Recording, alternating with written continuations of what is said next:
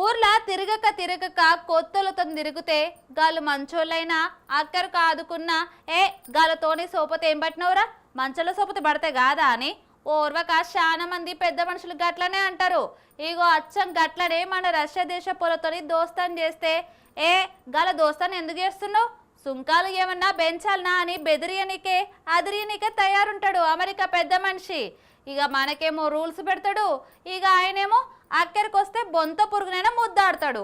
ఉంటే నేనే ఉండాలి, తింటే నేనే తినాలి, పంతే నేనే పండాలి అన్నట్టు మొత్తం మీద అయితే అమెరికా పెద్ద మనిషి మనల్నేమో రష్యా దేశంతో దోస్తాను చేయొద్దంటాడు.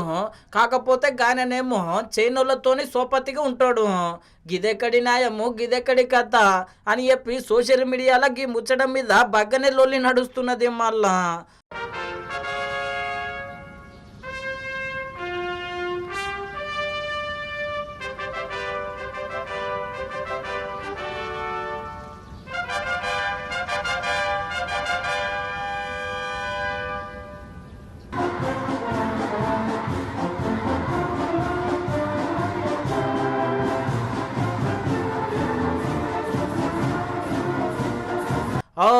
చైనాకు అమెరికాకు నడుమ పాము ముంగిసకున్నంత కొట్లాట ఉంటుంది.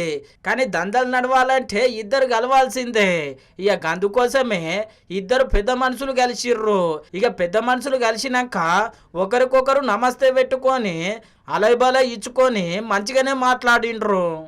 China and the United States both stand to gain from cooperation and lose from confrontation. We should be partners, not rivals. We should help each other succeed and prosper together and find the right way for major countries to get along well with each other in the new era.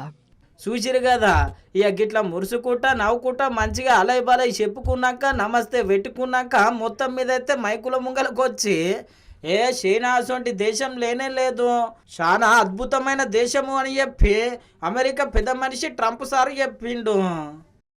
So I really look very much forward to our discussion. It's a big discussion. There are those that say this is maybe the biggest summit ever. They can never remember anything like it. I can say in the United States, people aren't talking about anything else. But it's an honor to be with you. It's an honor to be your friend. And the relationship between China and the USA is going to be better than ever before. Thank you very much. Inner కదా, ఇక గిట్లా బయట మాట్లాడినాక లోపల బగ్గనే మాట్లాడిరట.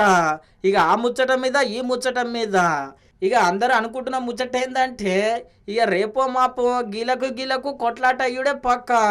ఎందుకంటే ఇక Taiwan మాకే కావాలని చెప్పి మొత్తం మీద అయితే లొల్లి చేస్తున్నది మళ్ళా చైనా. చూడాలి ముందు ఏమవుతుందో తెలియదు కానీ ఇప్పుడు మంచిగా పచ్చగా ఎచ్చగా అన్నట్టు బాగానే ఉన్నది ఇద్దరి దోస్తాను.